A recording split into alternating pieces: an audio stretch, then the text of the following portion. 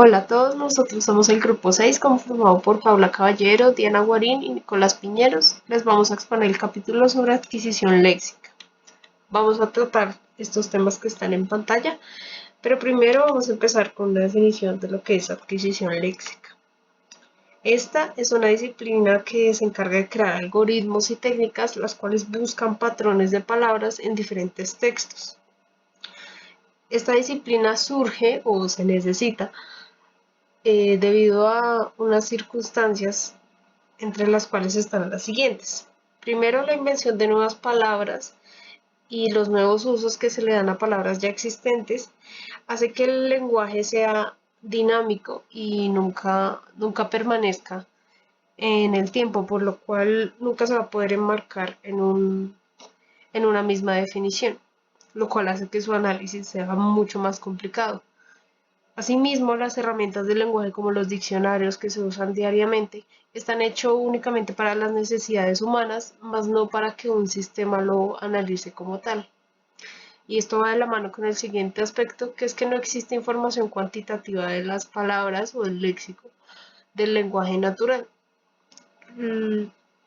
La falta de esta información cuantitativa hace que sea mucho más difícil describir diversas características que se pueden presentar pues en la dinámica de un lenguaje. Tampoco existe un límite entre la información que hace parte del vocabulario y la que no.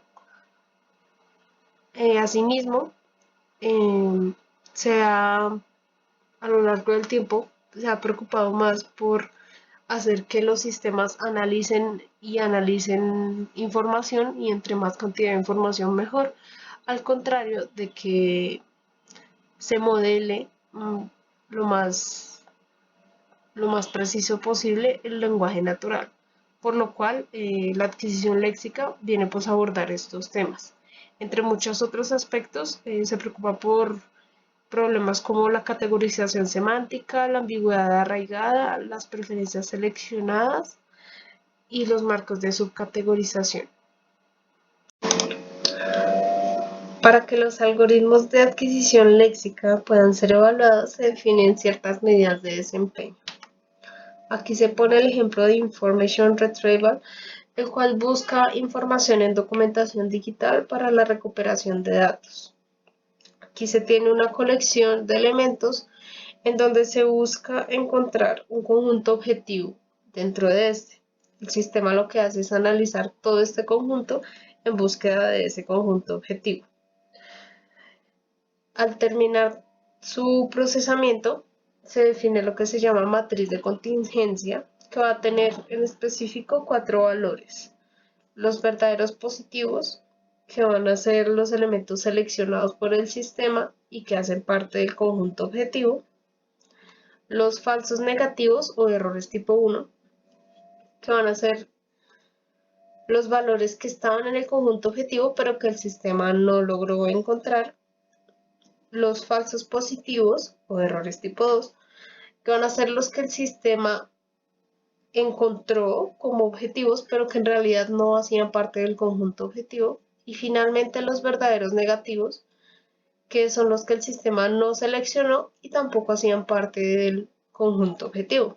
Por tanto, podemos decir que los verdaderos positivos y verdaderos negativos son los aciertos del sistema y los demás valores son los fallos del mismo. A partir de estos valores, en la matriz de contingencia se pueden definir los siguientes índices. Primero está la precisión, que es la proporción de elementos seleccionados acertados, es decir, los acertados eran los verdaderos positivos dentro de los seleccionados, TP más FP. Recall es la proporción de elementos objetivo que el sistema seleccionó, es decir, de nuevo TP, que fueron los que el sistema seleccionó, dentro de los objetivos, TP más FN. Es usual que cuando se tiene un recall alto, se tiene una precisión baja y viceversa, por lo cual es útil tener una medida que integre estos dos índices, y esa medida se llama F, y se define por esta fórmula que se muestra en pantalla, donde P es precisión, R es recall y alfa es un factor de ponderación de P y R. Usualmente se define como 0.5, pero puede ser definido con otros valores. Nos podemos preguntar por qué no usamos el porcentaje de aciertos y errores para evaluar el sistema. Estos porcentajes se definen como el accuracy y el error. El accuracy toma en cuenta los valores acertados, como lo mencioné anteriormente, verdaderos positivos y verdaderos negativos, sobre el total de elementos de la colección. Y el error se define como 1 menos el valor de accuracy porque estos representan porcentajes. Aquí hay algunas razones por las cuales estos índices o porcentajes no suelen ser confiables. Estos dos no son sensibles a los valores de errores y solamente cuentan los aciertos. Por tanto, es posible obtener valores altos de accuracy sin seleccionar elementos en lo absoluto. La medida F, por ejemplo, prefiere los resultados que tengan más valores de verdaderos positivos. En cambio, la accuracy solo es sensible al número de errores, ya que pues, los errores le restan números a estos dos valores del numerador. Entonces, por ejemplo, en esta tabla vemos como los valores de la accuracy y del recall o del índice F son diferentes para una misma situación, para los mismos valores de la matriz de contingencia. Con base en esto, pues podemos decir que los índices que vimos al inicio suelen ser mucho más confiables y demuestran mucho mejor el comportamiento del sistema que la accuracy y el error.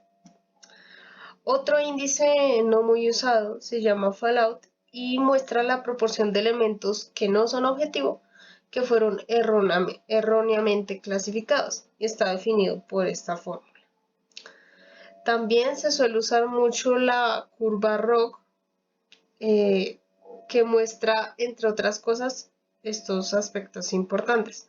Primero, la influencia del índice fallout al índice recall. Y segundo, muestra cuál es el valor esperado de verdaderos positivos según la tasa de falsos positivos que existan en un sistema. Ahora vamos a hablar de un problema que analiza la adquisición léxica que se llama subcategorización de verbos. Los verbos suelen expresar con argumentos semánticos diferentes significados sintácticos. Es decir, que los verbos con argumentos semánticos crean categorías y las categorías tienen subcategorías a su vez que expresan argumentos semánticos. Si existe un conjunto de categorías en las que un verbo puede pertenecer, a este se le llama subcategorization frame. En esta tabla podemos ver ejemplos de frames con ejemplos de verbos, valga la redundancia, pero concretamente analizaremos estos dos. En la frase A podemos identificar el frame NP-NPS, la cual indica la función sujeto, objeto y cláusula, que quiere decir que este verbo, en este caso told, no tiene sentido si no tiene una cláusula al final y un objeto al que se le aplique el significado de la palabra told, lo cual tiene sentido ya que el verbo se usa para cuando se transmite información a otra persona, pero es necesario definir qué se le dijo a otra persona. Es decir, si esta frase no tuviera esta última parte, si no solo fuera she told the man, no tendría sentido alguno en el lenguaje natural. En la segunda frase se identifica el frame NP-NP, es decir, sujeto-objeto, ya que este verbo found admite no tener una cláusula al final. Es decir, esta parte de las últimas llaves es opcional porque tiene sentido decir únicamente she found the place y asimismo tiene sentido unirle un complemento. ¿Cómo se puede saber a qué frame pertenece un verbo? Pues Brent en 1931 desarrolló un método que se llama Lerner, el cual hace esta clasificación en dos pasos. El primero es un paso que se llama cues, en el cual se define un patrón de palabras y se definen categorías sintácticas. Aquí mismo se definen dos valores importantes. Uno es la certeza de que un frame está presente, denominado como CJ, y otro es EJ, la probabilidad de equivocarse si se asigna el frame F al verbo V basado en la pista CJ definida anteriormente. El segundo paso es la prueba de hipótesis. Aquí se parte de la hipótesis inicial, donde se asume que F no es un frame apropiado para V. Y el objetivo es verificar o rechazar esta hipótesis, pero en general se rechaza la hipótesis inicial si la pista CJ indica con mayor probabilidad que esta hipótesis está equivocada. Ahora vamos a ver un ejemplo con el frame NP-NP, es decir, el correspondiente a los verbos transitivos. Primero vamos a definir una pista Q, en donde definimos esta. Se define esta porque es la que suele suceder para verbos de este tipo. Se definen estos elementos en esta estructura. Primero, pronombres personales objetivos, como me and him, o pronombres personales de sujeto y objeto, que pueden ser cualquiera de los dos o ambos al mismo tiempo. Una palabra en mayúsculas, un signo de puntuación y una conjunción de subordinación, como estas que están entre paréntesis. La frase 8.10 cumple con una instancia de esta pista, que es la instancia cap y pung, y se define de esta manera en un ejemplo. Aquí es grid el verbo, Peter es la palabra en mayúscula y coma es el signo de puntuación. De esta estructura se puede sacar otro ejemplo, que es la frase 8.12, que cumple con la estructura de la 8.10. Sin embargo, aunque la 8.10 cumple con la estructura del verbo transitivo, la 8.11 no, ya que el verbo came no admite, admite solamente tener el verbo más no un objeto, como decir solamente I came, y tiene sentido en el lenguaje natural, así como también admite decirlo como está expresado aquí. Es decir, que la 8.11 cumple con el patrón del 8.10, pero el verbo que se usa en la 8.11 no admite el frame que estamos evaluando. El patrón de la frase 8.11 es el que vemos aquí. ¿Qué se hace en esos casos cuando se haya una indeterminación de alguna manera que cumple con una estructura pero el frame no lo admite? Pues eso depende, pero en este caso la probabilidad de que ocurran esos errores es muy baja para este ejemplo, porque casos como los de la frase 8.11 se presentan muy pocas veces, entonces se admite esta pista como válida. Ahora, una vez que se definen las pistas, se pasa a la segunda etapa, la prueba de hipótesis. Aquí se van a contar las veces en las que la pista para el frame F ocurre con el verbo V. Aquí se va a asumir una distribución binomial y se va a negar la hipótesis inicial con la probabilidad de error definida por esta fórmula. P igual a todo lo que vemos aquí, que define en esta fórmula estos elementos. BI es el verbo que se analiza, N es el número de veces que aparece el verbo en el texto que se está analizando, M es un número menor o igual a N, que va a corresponder al número de ocurrencias del verbo con la pista CJ para el frame FJ. C de v, cj va a ser el número de veces que v ocurre con la pista cj. J, como lo definimos al inicio, va a ser la tasa de error para la pista CJ, y P, pues se define como la probabilidad de los datos observados si la hipótesis inicial es correcta. En general, para un valor P pequeño, se va a negar la hipótesis inicial, y para un valor P menor o igual al alfa, que se definió, si no mal recuerdan, en el coeficiente F, se va a confirmar la hipótesis inicial. En general, el algoritmo o el sistema de Lerner es bueno en ejemplos concretos, pero no en tipos de verbos. Es decir, si se le pasan categorías al Lerner, es posible que bote errores como resultados. Para esto, Manning en el 93 abordó este caso creando un etiquetador de verbos como entrada del generador de pistas, para que cuando se le pase una categoría de verbos, este los etiquete de alguna manera y sea mucho más fácil para el generador de pistas, pues crear estructuras más coherentes con el frame que se va a analizar. Aún así, el modelo de Manning no es perfecto, pero puede ser mejorado si se provee conocimiento, como por ejemplo ponderaciones para ciertos frames, que pueden variar en función de, por ejemplo, la frecuencia en la que ésta aparece. Ahora vamos a hablar de la ambigüedad arraigada. El problema aquí es que se desea determinar la estructura sintáctica de una frase. Por ejemplo, de las frases preposicionales, vamos a analizar la que se ve aquí en pantalla, con relación a la palabra cuchara, señalada en verde. Si la frase preposicional se asociara al verbo ate, la frase puede significar que el niño usó una cuchara para comer un pastel.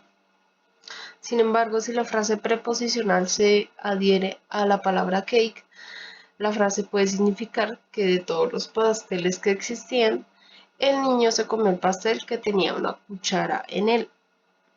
Esto puede sonar no muy natural al inicio, pero si se reemplazara la palabra cuchara con frosting, sería un poco más confuso y más aún para un sistema que desea analizar esta propiedad o tomar esta decisión de dónde poner la frase preposicional.